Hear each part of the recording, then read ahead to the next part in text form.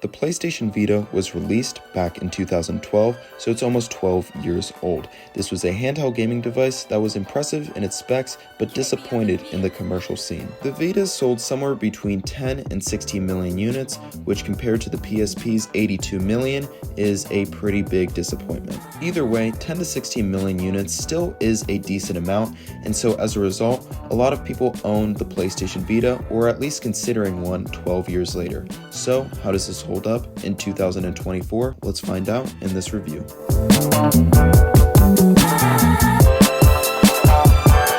Even though the PS Vita was mostly made out of plastic, it still felt really good in the hand. Not only that, the buttons were clicky, and generally, for a handheld console, it felt really good. You'll notice that we also have two cameras, which is definitely a bit odd, none of which are good. Both of them are 0.3 megapixels, so I won't even talk about them, but I figured I will mention them in the beginning a little bit. For the screen, we got a QHD display, which is 960 by 544, so obviously it's not the sharpest thing in the world. I would actually say it's comparable to something like a small iPad or sort of an older generation phone. But honestly, it's really not the worst in the world in terms of the resolution. The thing that makes it really suffer is the brightness. You really can't take it out in bright daylight. You can really only put it in shade or inside, and besides that, it's going to be pretty difficult to see the screen. But I guess as long as you're inside and you're not really using it anywhere else, then I guess it is pretty okay. The battery life of the PS Vita can actually be okay. You can generally get about 3 hours of screen on time, which for a gaming handheld console is pretty good and definitely comparable to some newer ones that are even released this year. But if you're thinking that this is going to last the entire day, it definitely won't, especially if you're going to use this for more of that time. You're probably going to need to either bring a portable charger. Alright, probably now time for the part that you've been waiting for. What games can it play? How is the performance on those games, etc. And the way I'm probably going to talk about this is my experience with the games that I've played. Obviously, the PlayStation Vita has plenty of titles that you can play, not as much as something like the PSP or just some sort of console like the Xbox or something like that, but the PS Vita does have plenty of games, but I'm just going to talk about my experience with the games that I own. So I think it's perfect to start with something simple such as Minecraft. Minecraft performs at around somewhere between 30 and 40 FPS. It can go up to 60 FPS, but it generally won't.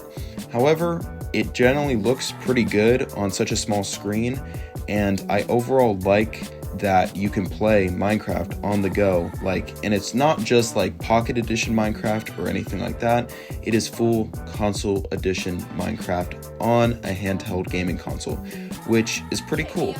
Now, moving on to something like Black Ops Declassified. Now, if you don't know what Black Ops Declassified is, it is basically a PlayStation Vita version of Black Ops 1, in between Black Ops 1 and Black Ops 2. So that might sound pretty interesting, and it kind of is. It's a bit weird, but basically it performs pretty well. You can still basically play at 30 FPS, which is definitely okay, and you can also play multiplayer, and the multiplayer base is still pretty active. There's also games that I have played, such as Killzone Mercenary, one of the most famous shooter games on the PlayStation Vita, and it basically plays just as perfect as it did when it came out. I think the biggest thing that you'll notice though with Killzone Mercenary is that even though the FPS is good and the performance is totally fine, it performs around 30 to 40 FPS, sometimes around 60 FPS, but generally the FPS is no problem. The biggest problem really is the player count. A lot of the players for multiplayer have basically completely left, and that is definitely unfortunate because now all you can play against is bots, and even though the bots are actually pretty good, it's just not the same compared to just regular multiplayer. So of course, yes, you do have Sony release games like that.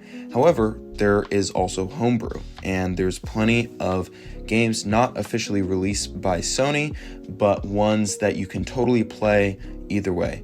One example of that is Five Nights at Freddy's. You can play I think Five Nights at Freddy's 1, Five Nights at Freddy's 2, and I believe the third one as well. And that's pretty cool. It's perfectly functioning. It almost works like the mobile game. Actually, now that I think about it, there are plenty of mobile-like games that you can play on the PlayStation Vita, such as Plants vs. Zombies. You can also play games like Undertale, and you can also play games that are kind of similar to Call of Duty World at War Zombies. So that is pretty great in terms of the compatibility for the PlayStation Vita. People are still making games, people are still trying to support the Vita even 12 years later. I might at some point make some sort of gaming test of the PlayStation Vita, because I do know this is not really a complete full review of the gaming performance. This is just an overall review of the PlayStation Vita, how it's held up 12 years later. But hopefully that kind of gives you an idea of what the PlayStation Vita's performance and experiences 12 years later. Obviously, the final question is going to be whether the PlayStation Vita is worth it 12 years later. And in my opinion, and I've kind of kept this ever since I've gotten it, I believe that it is still worth it in 2024. Obviously, it does depend on the person. If you're someone who wants to play the newest 3D shooter game titles, you're definitely not getting that here. You might as well get some Steam or ROG handheld gaming console. But if you're wanting something that is relatively affordable, which by the way, the PlayStation Vita you can get around for $90 to $110, somewhere around there.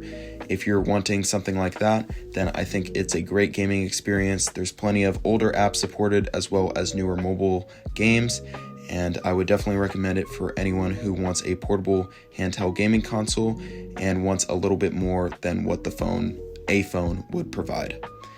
Anyways guys, hopefully you enjoyed this video. If you did, make sure to like this video as well as subscribe. My name is Adam Sneebold, and I will catch you in the next one.